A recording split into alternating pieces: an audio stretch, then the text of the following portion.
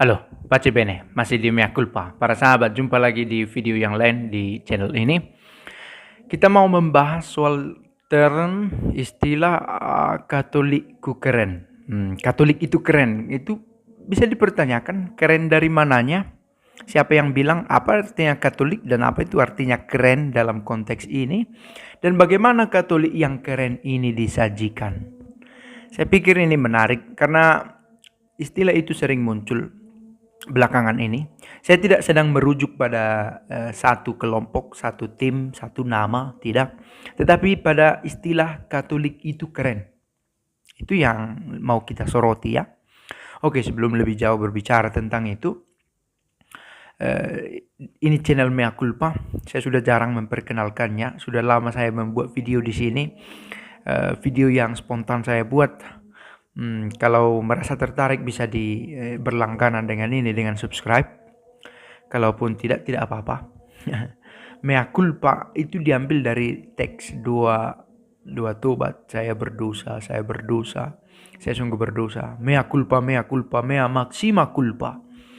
Pernyataan tobat. Ya, menunjukkan bahwa memang bukan orang yang baik-baik, bukan orang yang baik-baik yang buat channel ini, tetapi ya syukur kepada Allah dan gerejanya ada kesempatan untuk bertobat. Dan saya pikir begitu. Dengan menjadi pengikut Kristus bukan berarti kita menjadi tanpa dosa.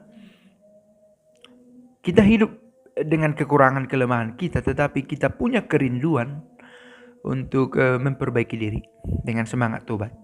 Nah, itu yang menarik dari term mea culpa. Mea culpa.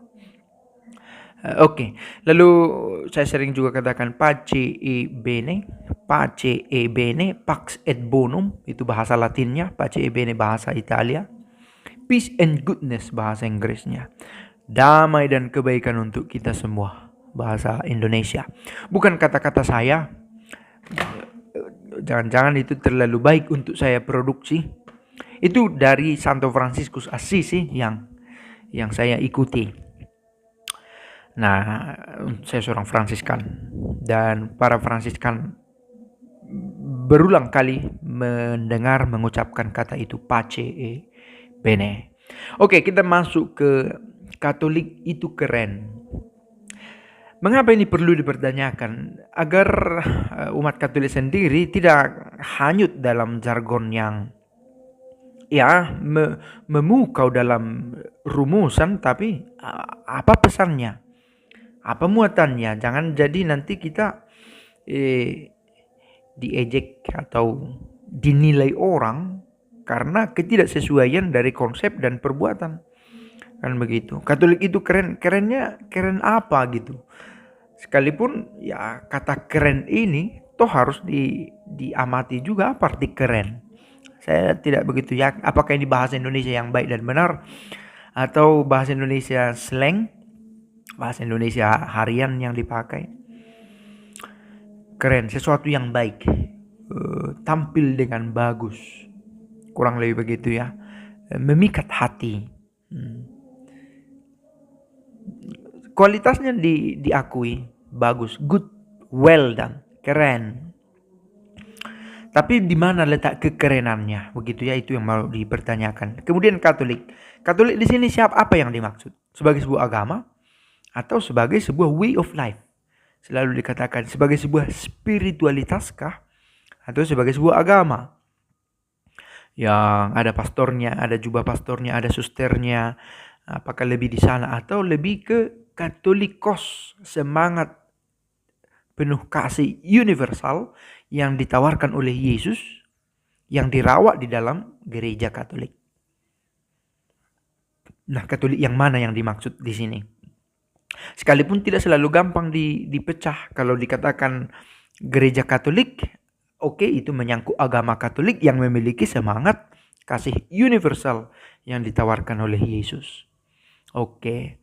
Nah, kemudian di mana letak kerennya Katolik ini? Apakah karena dia punya sistem kepemimpinan yang kaku, ketat, disiplin, atau karena muatan ajaran yang ditawarkannya sehingga saya berkata, well, Katolik itu keren. And then I mean, saya ada di dalam. saya terlibat, saya ikut gitu. Menarik untuk saya mencoba mengaitkan, karena toh bisa dikaitkan dengan bacaan esok hari Minggu, ketika Yesus memperkenalkan dirinya sebagai anak manusia. Minggu kemarin kita dengar Petrus mengatakan engkau adalah Mesias. Lalu Yesus melarang murid-murid memberitakan itu karena konsepnya belum begitu terang bagi para murid.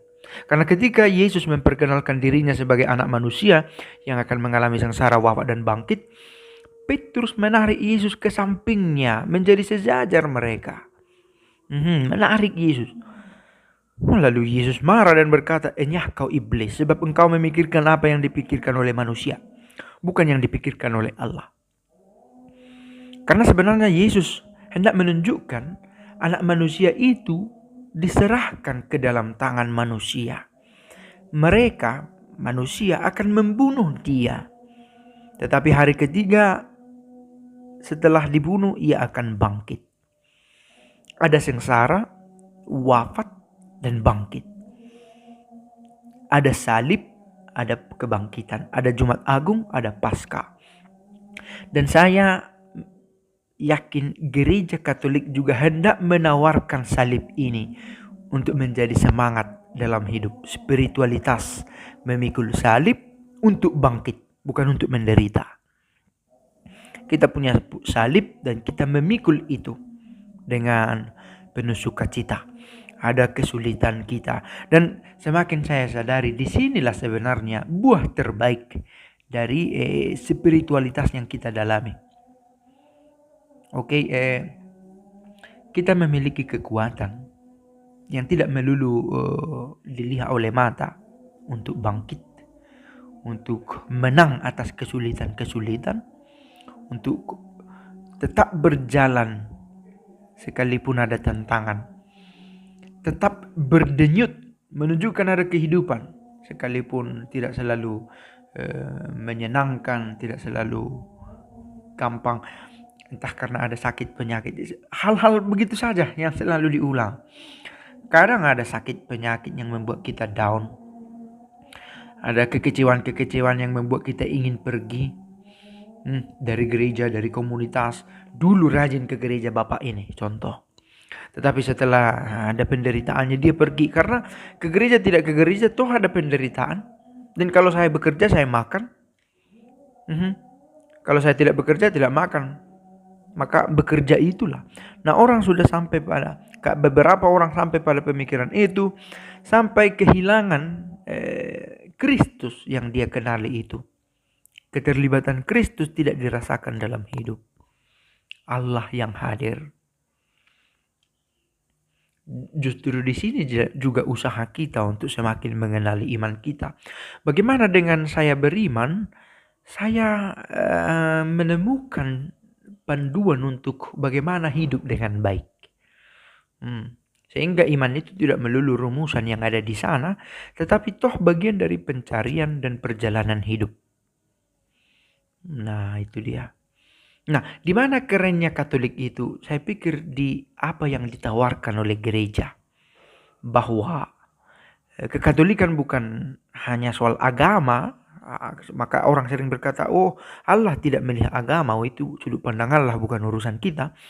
Tetapi gereja kekatolikan lebih ke, sekali lagi, semangat, cara hidup, konsep yang dibangun tentang bagaimana mencintai Allah, mencintai sesama, mencintai diri sendiri. Mencintai diri sendiri bukan egoisme maksudnya, tetapi menghargai diri kita sebagai citra Allah, dan itu berbuah juga dengan ekspresi kepada yang lain. Dibutuhkan perjuangan untuk ini. Kadang pun kita tidak tahu cara mencintai diri sendiri. Kita tidak tahu, sehingga orang yang tidak tahu bisa menjadi sangat tidak peduli dengan dirinya, atau menjadi sangat egois, mencintai dengan keliru dirinya. Oke, semoga video ini berguna, terutama untuk menyapa para sahabat dimanapun berada. Tuhan memberkati. Pace bene.